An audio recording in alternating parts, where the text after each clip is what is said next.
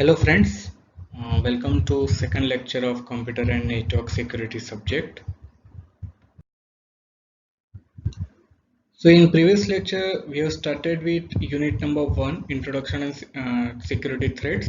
In that we understand threats to security. So in that lecture we have already gone through different types of threats that are possible to break the security of computer systems and informations. Now in this lecture we will understand different steps in attack to perform any attack and some basic definition about the securities. So let's start with the second topic in our unit number 1, that is steps in attack. So to perform any attack there are major 4 steps. The first is reconnaissance, second is scanning, third is researching vulnerabilities, and fourth is performing the attack. Now let's discuss first step, reconnaissance. So in this step, the attacker will try to gather as much information as possible about the organization. So these information are very useful to perform any attack. So the attacker will try to identify the IP addresses the organization is using, the phone numbers the organization is using, then what is the network their organization is maintaining, then which internet service providers the organization is using. So these all the information will help the attacker to identify the machines and the services that has been run by the organization. Now second step is scanning. Now in this step, this is the more technical part of step. So in this step, the attacker will try to scan the computer network of the organization to identify the machines and to identify the services that has been running in the machines. So attackers will try to perform the port scans and IP address scans. So in the IP address scans, attacker can identify the IP address ranges and the public IP address that has been used by the organization. Now in the port scan, after identifying particular IP address of the machine, the port scan will help us to identify the services that has been running in the that particular machine. So what the port scan will do, it will scan the ports open and look for the open ports. Now let's suppose if the port number 443 is open in particular machine, so what that means is, so 443 port number works for the HTTPS, that means web server. So in that particular machine web service is running. So we can identify the different services that has been running in the machines by the port scanning. Now the third step is researching vulnerabilities. Now in the port scanning we identify the services that has been running in the machines. So after identifying the service, we will try to identify to the weakness in the software that has been running in the computers. Now let's suppose after port scanning we identify that the telnet service is running on the computer. Now what is the basic weakness in telnet service? So when we use the telnet service to remotely log in from one machine to another, so the telnet service do not use any encryption methods.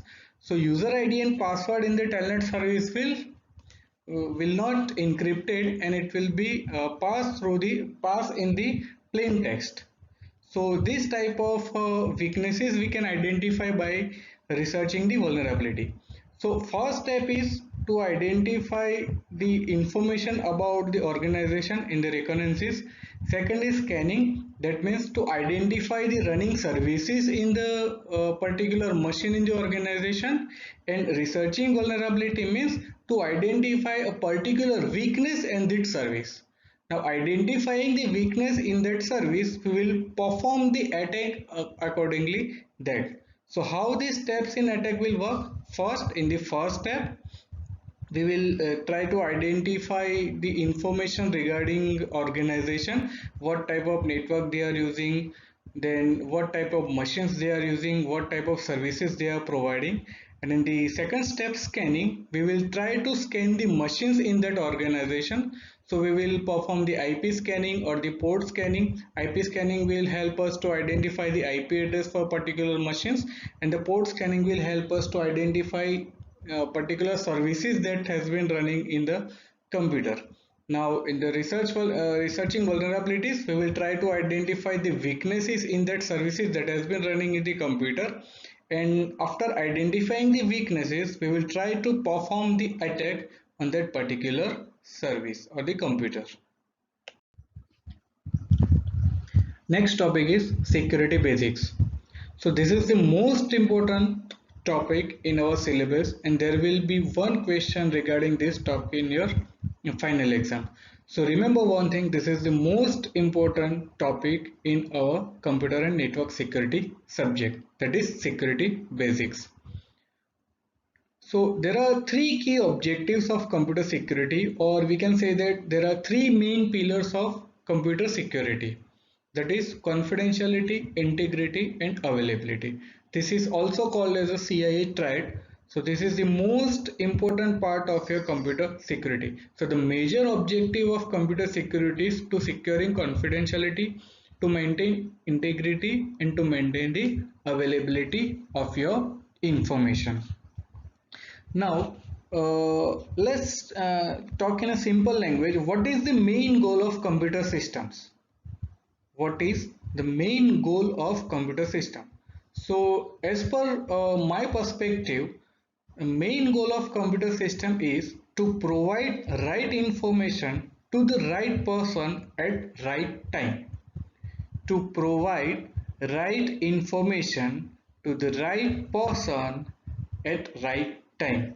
So right information will be maintained by integrity, right person will be maintained by confidentiality, and right time will be maintained by availability. Now what is the meaning of confidentiality?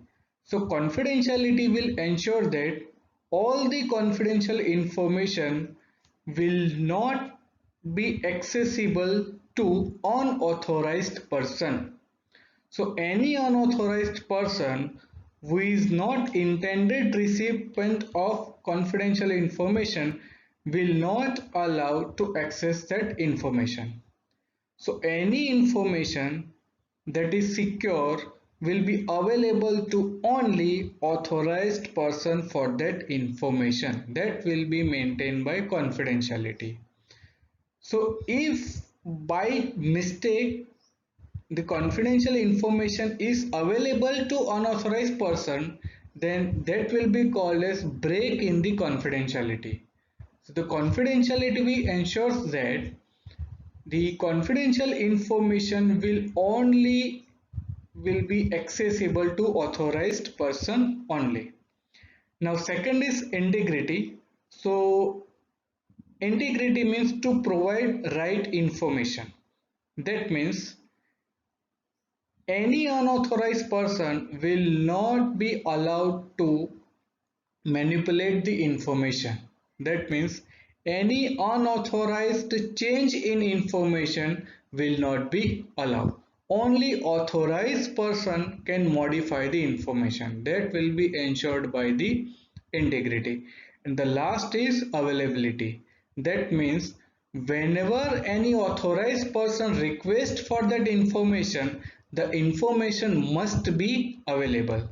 So if any authorized person requests for that information must be available. So these are the three main pillars of computer security, that is confidentiality, integrity and availability. So the main goal of computer system is to provide right information to the right person at right time. So right person will be identified by the confidentiality, right information will be identified by the integrity, and right time will be identified by the availability. Once again, I am defining these definitions. So confidentiality means any unauthorized person will not be allowed to access the information, that is confidentiality. Integrity means any unauthorized person will not be allowed to modify the information, that is integrity. And availability means whenever the authorized person requests for the information must be available. So this is the figure: confidentiality, integrity and availability. So all your data and services security will be reside in confidentiality, integrity and availability. So to ensure the computer security, all these three pillars should be secured. If any of this pillar is break, then your computer or your information is not secured. It is also referred as CIA trie. Now next topic is computer security. So we have already seen what is the meaning of confidentiality, integrity and availability.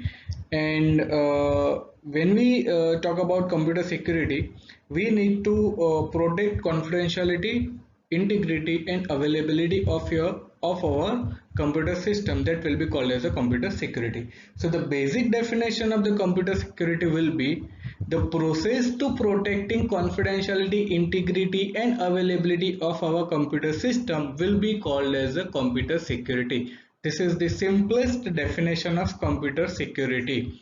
The process of protecting confidentiality, integrity and availability will be called as computer security. Now that process may be logical or may be physical.